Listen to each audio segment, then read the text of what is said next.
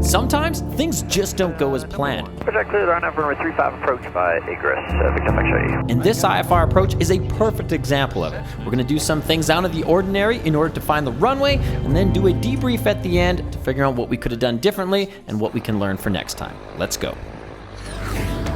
I'm Evan, and I've been flying airplanes since I was 14 years old. Being a commercial pilot in the Rocky Mountains is incredible and has led me on some very wild adventures. My mission? To share with you my love for aviation, the outdoors, and all the things I've learned along the way in hopes of inspiring the next generation of adventurers and adventure-seeking pilots. If you're new to the channel, then cheers, don't forget to like and subscribe, and as always, welcome aboard.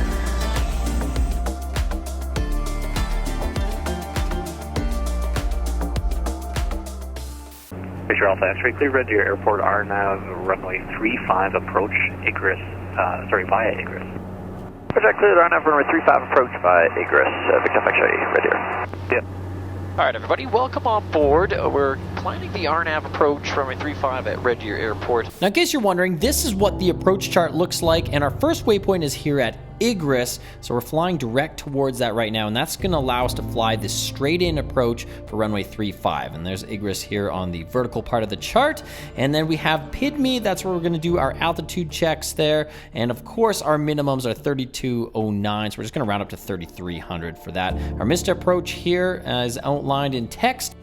And they brought us in here really high, so we're going to have to chop and drop in order to make our altitude here at egress. Now this is what's interesting. We have to be at 6,600 feet by the time we cross egress. However, we're still at 15,000 feet and only about 3 minutes from reaching that waypoint, which means we must descend rapidly about 3,500 feet per minute if we're going to make this approach. Let's switch over to tower here now. At Red Deer Tower, it's Charlie Fox, Victor Alpha X-ray with you. We're about 3 minutes back from egress and planning the RNAV runway 35, and we got kind of a steep descent going here to make about 6,600 for egress. Foxtrot Victor Alpha X-ray, Red Deer Tower, runway 35, wind 090 at 4, altimeter 2974, number 1. Number 1 for runway 35, Victor Alpha. Alright, let's bring the power back even more. Gonna bring the props up a little bit to help us slow down. And we got this little layer of cloud here that we're gonna have to poke through. You can see it's kind of broken right now, but it doesn't look too thick. But it can be deceiving because sometimes that little layer of cloud can be thick enough that it obscures pretty much everything. So it's very deceiving. That's all it can take, and it can make an airport inoperable. So 6,600 feet in the box, and that's going to be what we want to be at our first waypoint, egress. So we got it in the flight plan here, and we got about 2,600 feet per minute rate of descent. Pressurization is looking good. And at one point we even had about 3,500 feet per minute on this descent, which is a good thing because it's going to allow us to make that waypoint at 6,600 feet, which is where we need to be. And I'm running the descent and pre-landing checklist right now because I want to make sure everything's set up before we get to egress, that first waypoint. And here's a shout out to Flying Eyes Optics. They didn't ask to be in this video, but I figured I'd do this anyways because I absolutely love their sunglasses. They are made for pilots, by pilots, and they have some incredible features that make them my go-to sunnies from now on. They're great for flying, great for people who love the outdoors, and they're a small company, so I want to show them some love. If you want to buy a pair, you can use my discount code in the video description to save 10%. Our landing checks, we'll do that here shortly. Flaps, brakes off. We're going to land with 30 degrees of flaps. Obviously the landing gear, we're going to cover that with our BB guns check. Alright guys, we're going right through this little layer of clouds here right now. Shallow on our rate of descent, and I can already see the runway straight ahead, so let's see if we can make this silky smooth. This little town here, that is called Innisfail, and they do have a small little triangular airport, which they use for skydiving a lot.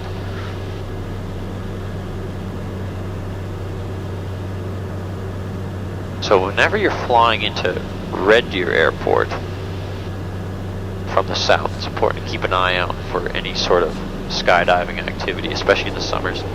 I don't know if they skydive in the winter. I doubt it, but you never know. Some people do, so always keep an eye out for that. Anti-collision lights can come on.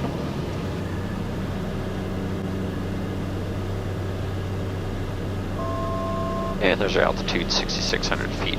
We're just coming up on Igris in about 10 seconds. Alright, I'm going to add a little bit of power here. We don't have to be at 6,600 here for Igris, but that was the altitude that I picked for us here for our constant descent angle.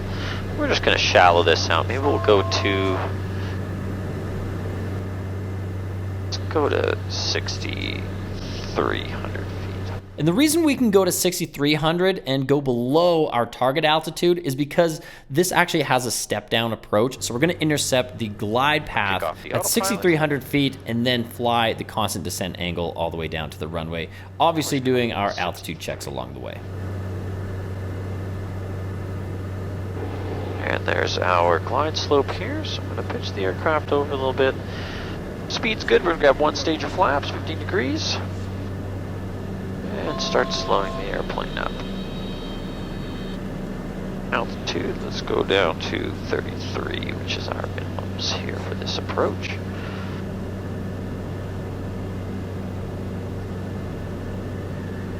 Recenter our heading bug here.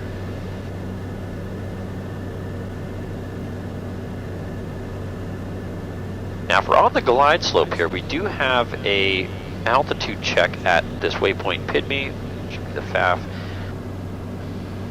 at 4,700 feet. So we're going to see how that pans out.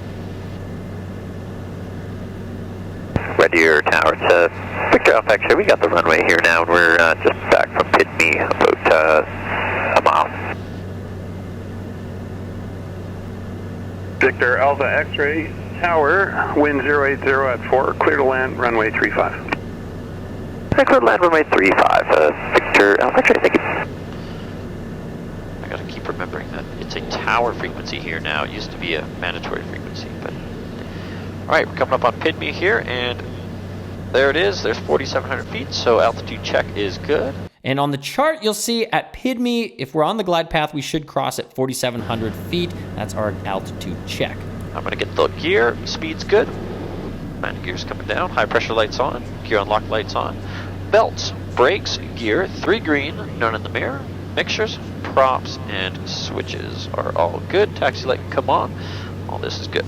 Gear, props, and flaps. We're going to just slow up a little bit more here to 130 or so, and I'm going to get this last stage of flaps. And actually, I can just dip it below the glide slope there, so I'm going to pull back a little bit. And our speed is good. Runway looks clear. We do have a bit of a crosswind from the right. And not only that, but we do have a little bit of a tailwind, so we're going to have to keep that in mind, that crossing the runway threshold with a tailwind isn't ideal. It's going to feel a little bit faster. Okay. We want to cross the threshold at about 105 knots. And we do have a little bit of a crosswind, so we have to take that into consideration. Also, because this was a steep and kind of rushed descent, we want to make sure we double and triple check that everything's ready for landing. We want to be about 115. So a little bit slow there, but we can correct for that. Add a little bit of right rudder. Alright, gear, props, flaps are set. Lots of runway.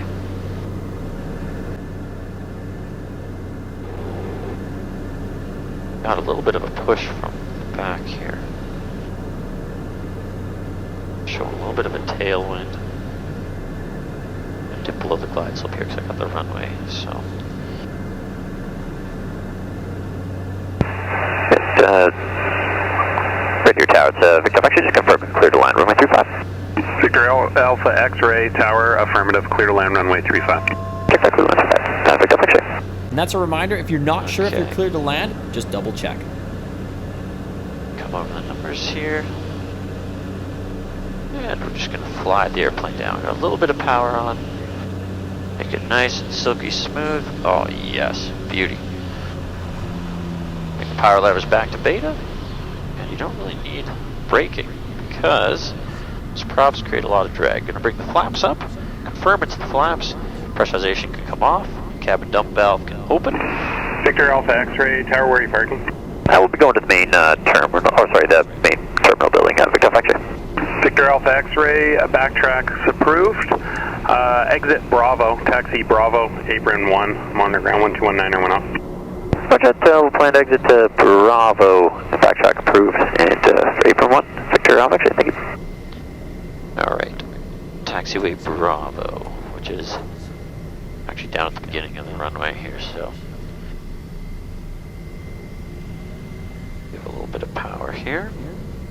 Okay, anti-ice is off, pressurization is off, cabin dump valve is open. It's just to make sure that we don't have any pressure left in the cabin when we go to open the door. That can actually kill someone. And that is so important. After you land a pressurized airplane, you must make sure the cabin is depressurized before you open any doors. Come back to Beta here, and here's Bravo. You've got to be careful here because it could be very icy on this ramp, so I'm going to apply a little bit of brakes. Look at braking for now. And make sure we stay on this taxi line here. And as you can see, there's a lot of ice on this taxiway. It isn't completely clear, so we have to be careful. We don't want to go too fast, especially on warm days where there's water potentially sitting on top of ice. Tower to Victor Alpha X-ray down and clear, and taxi to apron 1. Foxtrot Victor Alpha X-ray, red deer ground, roger. Alright, shutdown. Leaders on, avionics bus on.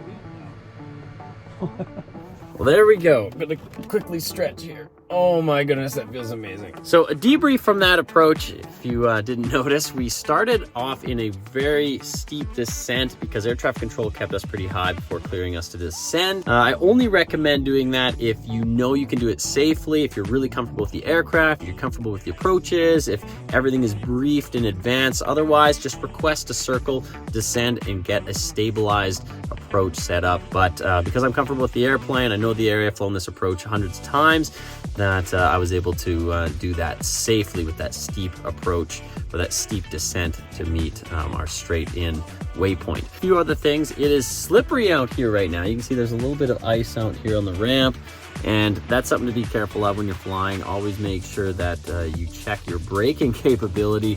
Also check the METARs, check the surface, the runway surface condition reports. Make sure you're familiar with those. If it's going to be slippery out, don't land on a short runway. Even with turboprops like these, we're lucky we have a lot of braking capability with those engines being able to go into reverse, but still, you have to be extra careful. Other than that, it's actually quite warm outside.